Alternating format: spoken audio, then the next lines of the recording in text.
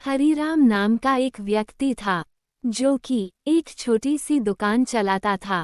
उसका एक बेटा था जिसका नाम राहुल था।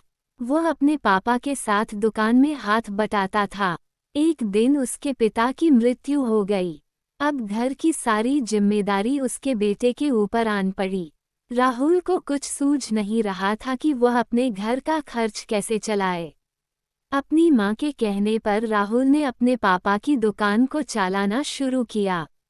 वह अपने पिता की तरह ही दुकान खोलते ही सबसे पहले छोटे से पूजा घर में जाकर कुछ देर पूजा करता था। वह अपने पिता की तरह ही प्रभु परमात्मा का शुक्र करता। वह ईश्वर का बहुत बहुत आभार व्यक्त करता। राहुल के पिता का व्यवहार अच्छा था। देखते देखते उसकी दुकान पर ग्राहकों की भीड़ लगने लगी। वह सुबह सुबह अपनी दुकान खोल देता और देर रात तक दुकान को चलाता था। अब राहुल अपनी दुकान में बहुत व्यस्त रहने लगा। लक्ष्मी जी की कृपा से वह बहुत बड़ा धनवान व्यक्ति बन गया। उसने अपने पुराने घर को तुड़वाकर बड़ा और आलीशान घर बनवा दिया। उसने एक सुंदर अमीर घर की लड़की से शादी भी कर ली। सुबह सुबह ग्राहकों की अधिक भीड़ होने की वजह से अब उसने पूजा पाठ भी करना बंद कर दिया। अब उसे यह एहसास होने लगा कि मैं मेहनत करता हूँ, इसलिए हमारी तरक्की हो रही है। इसमें भगवान का कोई एहसान नहीं है। एक दिन उसकी दुकान में सामान रखने की जगह नहीं बची। उसने नौकर से बोलकर पूजाघर का सामान हटवा दिया और उस जगह पर दुकान का कुछ सामान रखवा दिया। राहुल अब नास्तिक बन चुका था। वह अधिक धनवान बन गया था, जिसके कारण समाज में उसकी प्रसिद्धि के कारण लोकप्रियता अधिक हो गई थी। एक बार ग्राम के सामाजिक कार्यक्रम में सम्मिलित होने के लिए राहुल को आमंत्रण मिला। सभा का संचालन कर रहे व्यक्ति ने राहुल को बुलाते हुए कहा, आज आप बहुत बड़े व्यापारी बन चुके हो, इसका श्रेय आप किसको देना चाहते हैं? क्या ये सब प्रभु परमात्मा की कृपा से हुआ है? राहुल ने अपने भाषण की शुरुआत ये कहते हुए शुरू किया कि प्रभु परमात्मा सब झूठ हैं। किसी की सफलता के पीछे भगवान का हाथ नहीं, खुद की मेहनत होती है।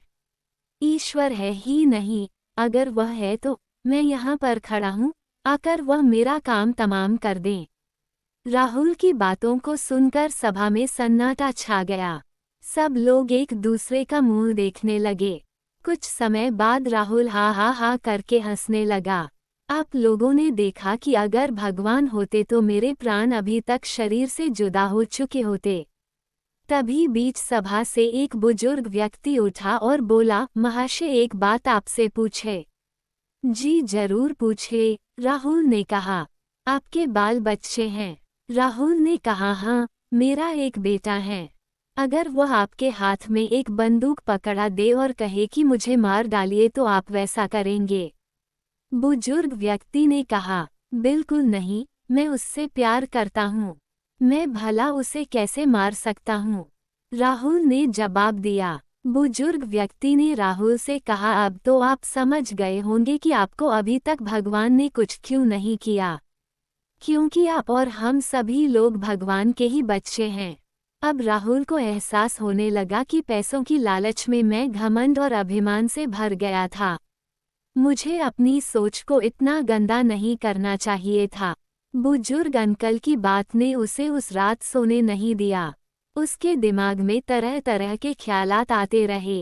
अगली सुबह उसने अपनी दुकान पहुंचकर सबसे पहले अपने पूजा घर को खाली कराकर उसमें पूजा पाठ का सामान रखकर फिर से पूजा करना शुरू कर दिया। उसके बाद ही ग्राहकों को सामान देता था। इस तरह से अब भगवान के प्रति उसकी आस्था और अधिक बढ़ती चली गई। नैतिक सीख, जिस तरह बच्चा अपने माता पिता के सहारे जीवन जीने की कोशिश करता है, ठीक उसी प्रकार हमें भी भगवान का सहारा लेकर जीवन जीना चाहिए।